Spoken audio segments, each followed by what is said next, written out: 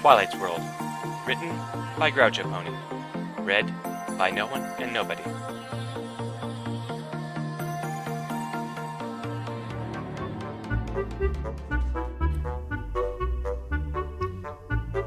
Interlude. Crusading for Twilight. The sun shone brightly down upon the town of Ponyville. The weather was warm, verging on hot, and the streets of Ponyville were full of ponies. On one of those busy streets, which led towards the market, ponies pricked up their ears, hearing a soft droning sound that rapidly grew louder. Quickly, though unconcernedly, most of the ponies cleared the center of the street, as if aware of some approaching trouble. Two of their number, however, unfamiliar with what was happening, only had time to glance nervously at each other before events overtook them. Skidding around a corner came three young fillies wearing crash helmets. One filly was standing on a scooter, her tiny wings beating furiously, making the strange droning noise. The other two were sticking desperately onto a tiny wagon that was being drawn by the scooter. Though perhaps not so desperately, for all three fillies were grinning with enthusiasm. Within a heartbeat, the scooter and wagon flashed past the two startled ponies, narrowly missing them by less than a hoof. As the strange apparition raced on down the street and slewed around a corner, ponies drifted their way back into the street with seeming indifference. The two newcomers, however, stood frozen, as if rooted to the ground. After a moment, "Did you see that?" the mare remarked to her husband, Shining Armor. "It looked like three young fillies." "Yes, I did, Cadence," he replied. "I think we've just had our first encounter with those Cutie marked Crusaders that Twilight writes about." "Really? I hope you're right about that, because I like them already. They seem quite rambunctious, wouldn't you say?" "I'm not sure what to call them," Shining stated, staring down the street towards where the fillies had disappeared, frowning. "I don't remember Twilight ever being in such a hurry." "Dear, you know I love Twilight unreservedly, but you have to admit that when she was their age, her best friends were books. I just think it's nice to see such lively enthusiasm in the young ones. I'm quite looking forward to meeting them again." Shining nuzzled his wife. "Come, dear, let's continue exploring Ponyville. We might even find this Sugar Cube Corner place that Twilight wrote about." "You don't fool me, Shiny. I know you just want to see how their cakes compare with those of our own royal kitchens." Maybe," the white unicorn stallion agreed, as the couple continued their walk down the street. Half an hour earlier. "All right, class, put away your stuff and all eyes up front. I have an announcement," declared the magenta-colored mare. Throughout the classroom, some 15 fillies and colts looked up. It was the day before the weekend, and the school day was scheduled to end in about 15 minutes. Glad to be quit of their current assignment, the students looked up, wondering what was so urgent that it needed to be said in the last few minutes of the school week. Oh! A white unicorn filly with pink and purple hair and a budding romantic imagination stuck up her hoof and began waving it. "You found a special sun pony," she declared. "What?" the other students gasped. "What?" exclaimed the shocked teacher. No, I don't have." Cheerily, for that was the teacher's name, stopped talking abruptly and shook her head as if to clear it. "No, I don't, Sweetie Belle. But I think you've just earned yourself a special assignment." From experience, Cheerily knew that such thoughts on the part of her students needed to be nipped in the bud. In the case of Sweetie Belle and her two friends, early and with heavy pruning. What? Sweetie Belle shrilled out. That's not fair! Yeah! Declared Scootaloo, a small Pegasus filly sporting a gamboge-colored coat and a fuchsia mane. Scootaloo always backed up her friends with fierce determination whenever she wasn't fighting with them. Well, it serves you right, blank flank, Taunted another filly, one with a pink coat and a lavender mane through which ran a white stripe. The teacher glared at the taunting filly. That's enough, Diamond Tiara. I've warned you before about such behavior in class. You have a special assignment now, too. In fact, She announced. that's the announcement I had. I have a special homework assignment for the whole class. Aww. The class groaned. There goes our crusading this weekend. A filly with a light yellow coat and shocking apple-red mane muttered gloomily. Do we have to? Queried a squat unicorn colt named Snips. Yeah, do we have to? Echoed his friend, a tall, lanky unicorn colt with the unlikely name of Snails. Now settle down, every pony. Cheerily went on. As you know, we've all been studying modern inventions for these past few weeks. Things like trains and airships and printing. Well, now it's your turn. I want each of you to pick an invention and write a one-page report about it. If you remember, an invention isn't something that you find in nature, like a rock or a jewel or an animal. It's something or some process that some pony created, which makes our lives easier or happier. You will then need to write a one-page report about it. When is the report due? Lisped Twist, a filly with a light beige coat. She had a curly red mane and large purple-framed glasses. It's due in 1 week, Announced cheerily. instead of our regular show and tell next week. You will read your report in front of the whole class. Can we write our reports together? Asked the light yellow filly, Applebloom. Yes, you can. The teacher replied with a smile. Applebloom turned to her two friends, Sweetie Belle and Scootaloo, knocking upraised hoofs with them. But I expect an extra page from each pony that you share your assignment with. A 2-page report if 2 of you work together on it, and 3 pages if 3 of you work together. Several of the foals visibly deflated as the easy report, escape, was neatly blocked off. Don't worry, Crusaders. We've got this. Declared Sweetie Belle. Not so fast, Sweetie Belle, Diamond Tiara. Cheerily interrupted. You two have earned a special assignment, remember? The fillies in question rocked back, their eyes large. They had already forgotten about their teacher's promised punishment. You two are expected to write 1.5-page reports. Both fillies groaned while Diamond Tiara glared at Sweetie Belle and her two friends. You can still work on the assignment with your friends, Cheerily continued. but I expect that whatever report you come up with will be an extra page longer. Before I dismiss you this weekend, are there any more questions? A forest of tiny hooves shot up. A stream of fillies and colts poured out of the schoolhouse. 3 of those students paused to confer together. Yay! Now we can get to our crusading. Scootaloo exclaimed, her tiny wings buzzing briefly, underscoring her excitement. I don't know. Drawled the light yellow filly, Applebloom. Don't you think we ought to get started on our assignment before we go out crusading? I sure don't want Applejack to get mad at me like last time.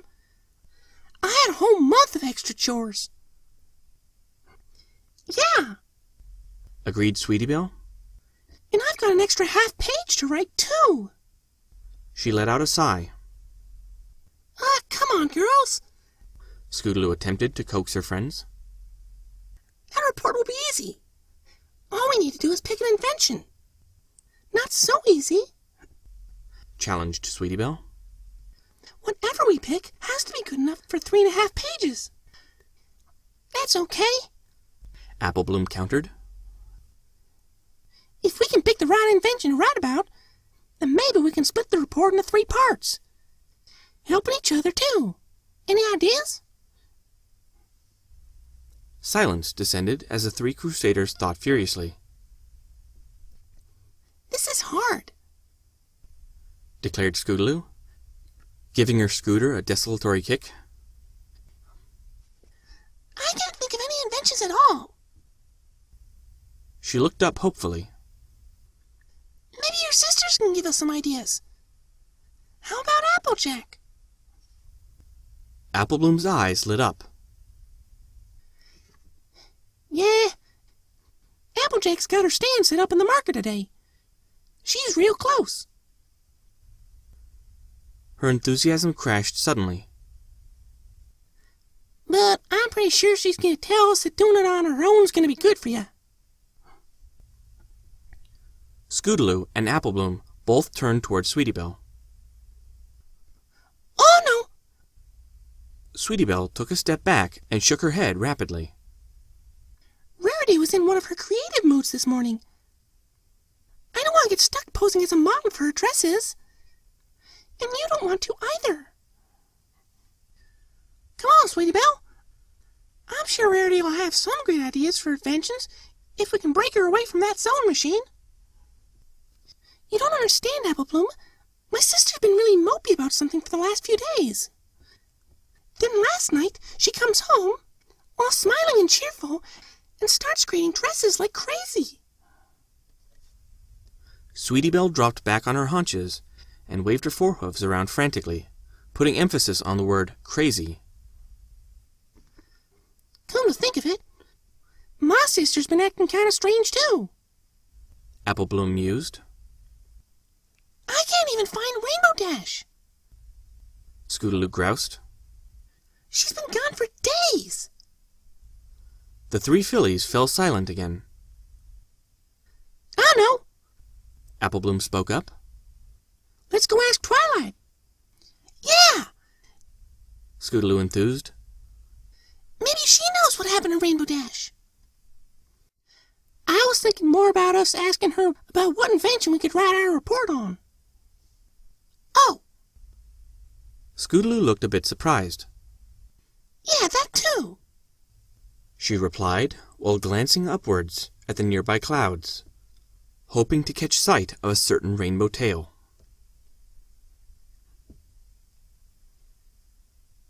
Scootaloo pulled up in front of the Golden Oaks Library, allowing her scooter and attached wagon to roll to a stop.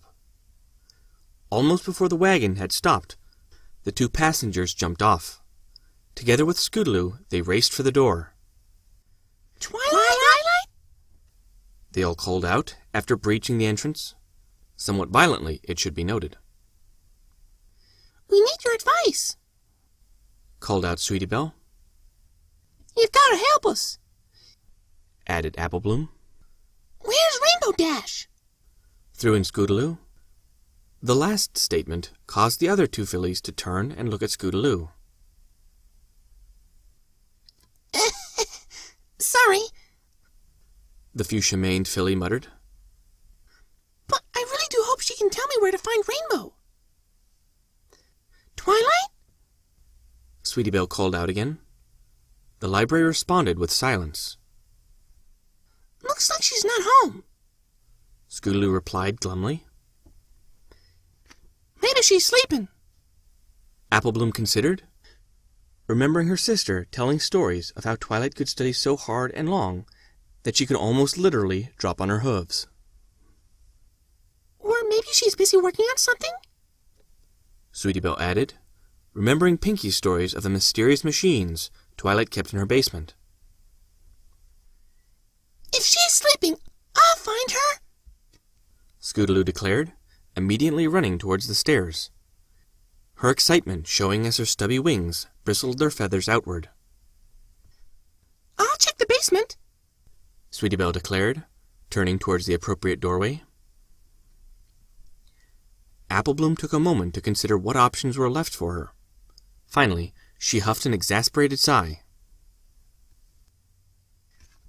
Fine, I guess I'll just look in the kitchen.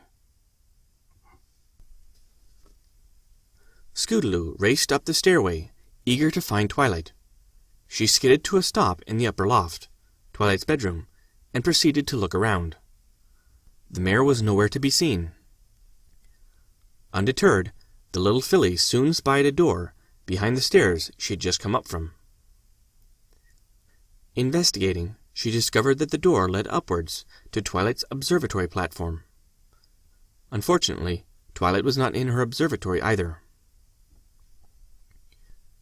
With a glum look on her face, Scootaloo descended down from the loft, only to pause at the landing, situated midway between the library and Twilight's loft. A short hallway led off in the opposite direction from the stairway she had just come down. A door located midway within the hallway was Scootaloo's first target. Shoving the door open, she flushed with embarrassment to realize she had just barged into Twilight's bathroom, which might have been occupied. Nevertheless, she proceeded to check all of the facilities to make sure that Twilight had neither fallen into or was hiding inside any of them. As she exited the bathroom, she met Sweetie Belle and Apple Bloom, who had come up the stairway onto the landing. Any luck? Apple Bloom asked. She's nowhere upstairs, Scootaloo replied. and believe me, I looked everywhere. Same here. Sweetie Belle announced. There's lots of strange stuff in the basement, but no Twilight. Have you checked there? Apple Bloom inquired, indicating the doorway behind Scootaloo. Yeah, it's just the bathroom. Scootaloo sighed, now drained of all her early optimism. Well, what about that room?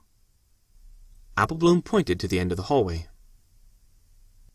We haven't checked that yet. Come on! Scootaloo whirled around and ran towards the only room that remained unexplored. Twilight? Scootaloo, Sweetie Belle, and Apple Bloom cried as they rushed into the empty study. Their mad charge came crashing to a halt as they realized Twilight was not in this room either. She's not here. Apple Bloom declared. Looking about, she saw a great many paper fragments strewn haphazardly about the floor in one corner of the room. Many of them even looked to be burned black. That's odd. Sweetie Belle interrupted Apple Bloom's thoughts. Twilight likes to keep her library clean, but this room is a dump. Scootaloo finished. Maybe Spock sneezed or something. Apple Bloom offered, having spotted the charred remains of a heavily burned book up on Twilight's desk. That's some sneeze. Scootaloo kicked at a couple of paper fragments near her hooves. There's paper everywhere. I know. Sweetie Belle chimed up. If we help clean up this mess, Twilight's sure to thank us by picking out a great invention for our assignments. Okay, Agreed Apple Bloom. but only because it will help Twilight. I don't want no cutie mark for cleaning trash. No problem. Scootaloo countered. I had to clean my room hundreds of times, and I've not gotten the cutie mark out of it yet. Naturally. Apple Bloom started to say, when Sweetie Belle interrupted her with a shrill cry. They won't let go! Startled, Apple Bloom whirled around to see Sweetie Belle madly shaking her right forehoof. What's wrong? She asked, not seeing any apparent problem. I started to trash? Sweetie Belle replied, still shaking her leg, but managing to hold still for a moment. Apple Bloom and Scootaloo could see a mat of 4 or 5 paper scraps covering the underside of her hoof. Then my hoof started feeling weird, so I dropped it. Guys, they won't let go. Sweetie Belle gave a particularly vigorous shake of her hoof and stomped it on the floor. The last maneuver, however, was unfortunate, as she stomped another paper scrap, adding it to her collection. Ah! Now it feels worse. Sweetie Belle cried. I don't see what the problem is. Scootaloo commented, Just push it off, like dirt. referring to the natural ability of ponies to shed dirt from their hoofs and coats. Sometimes it required a more conscious effort. Sweetie Belle paused for a moment to glare at Scootaloo.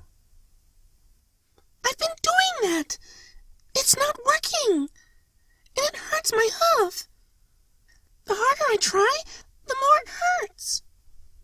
Apple Bloom, who had stood quietly through Sweetie Belle's explanation, moved up to give support to her friend and fellow Crusader, briefly touching her shoulder. Don't worry, Sweetie Belle.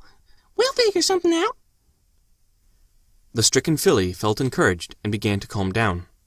Soon she sat down, holding her leg out at an angle. Thanks, Apple Bloom. How bad is it? Can you manage for a while we try and figure things out? Sweetie Belle sniffed. I don't know, guys. If I sit here quietly and don't do anything, the weird feeling is less. But now my hoof is starting to feel numb. Apple Bloom and Scootaloo gave each other a startled glance, recognizing that whatever was happening to Sweetie Belle was something serious. Well, tight and natural. Apple Bloom mused, unconsciously echoing her older sister's speech patterns. And if it ain't natural, then it's something magic. It's kind of like a bleach. Scootaloo commented, thinking how equestrian leeches would suck the color and magic out of a pony. The Crusaders had run into some of those during one particular crusade earlier in the year. They first noticed them when pale spots started growing in their coats. Do you think salt will get rid of them? Sweetie Belle asked hopefully, turning her leg about so that the other two could get a better view of what was stuck under her hoof. At the time, Sweetie Belle had been hit hard by the bleaches, something about her light coat color providing camouflage. Not salt. Apple Bloom replied. That only works because the bleaches are critters. And no critter likes too much salt. Far as I can see, those pieces of paper ain't alive. They're magic. Several thoughts from the previous conversations came together in Apple Bloom's mind. I've got an idea. She exclaimed. What? Scootaloo and Sweetie Belle both asked. Scootaloo might be right about them pieces of paper acting like bleaches. My sister once told me about another way of getting rid of them bleaches. A way that doesn't use salt. It might work. Please, do it. Sweetie Belle urged. Yeah, do it. Scootaloo agreed, buzzing her wings for emphasis. Okay, Sweetie Belle, but I gotta warn you, it's gonna hurt. I don't care. Sweetie Belle cried. My hoof is so numb, I probably won't feel anything. Oh, you'll feel this, came Apple Bloom's muttered reply. It's something only us Earth ponies can do. Apple Bloom spoke as she carefully laid down in a position where she could manipulate Sweetie Belle's foreleg. Using my Earth pony magic, I can try to pull all the magic out of your leg. A bleach will drop off when there's no magic for it to feed on. Apple Bloom placed both of her forehooves onto Sweetie Belle's leg. One near the hoof, the other further up the limb. She took a deep breath. Ready? She asked. Mm-hmm. Sweetie Belle nodded anxiously. Apple Bloom closed her eyes and began to sweep her hooves gently along Sweetie Belle's leg. Initially, Sweetie Belle could feel the part of her leg nearest her hoof getting warm. Soon it became hot. Then even hotter. Ah! She cried out. Apple Bloom paused, worried that she was hurting her friend.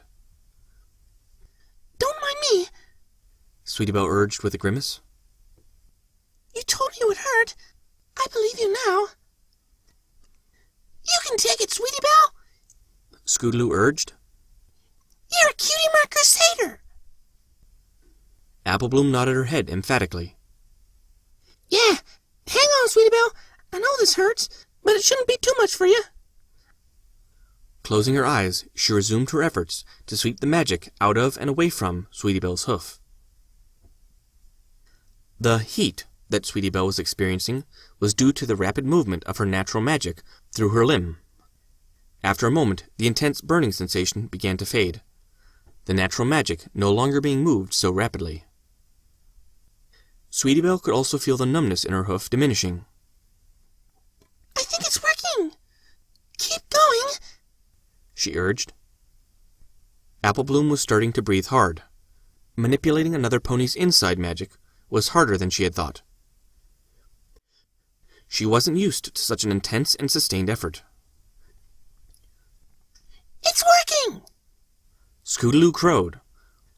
One of the papers just fell off. Oh, there goes another one! Thus encouraged, Apple Bloom redoubled her efforts and worked even harder on pulling magic out of Sweetie Belle's hoof. Two things happened. Sweetie Belle yelped as even more magic was swept away from her hoof, and the remaining pieces of paper let go all at once. One of the pieces of trash flipped as it fell and ended up with its dark side contacting the upward-facing dark side of a previously fallen piece of paper. There followed an explosion of magic, knocking the Crusaders back and stirring up several other, as yet undisturbed, pieces of paper into the air. As one of the fluttering pieces of paper came down, it too presented its dark face directly on top of another scrap. Dark face met dark face. A second explosion occurred. Sufficient scraps of paper were lying about to ensure there followed a succession of loud, powerful explosions, one after the other. Sweetie Belle did not notice any of the explosions, however. Apple Bloom's sudden release of her natural magic had caused it to rebound down her leg with a vengeance. She blacked out from the pain. Sweetie Belle awoke to the sound of Applejack's rather loud and insistent voice. What in tarnation's going on here?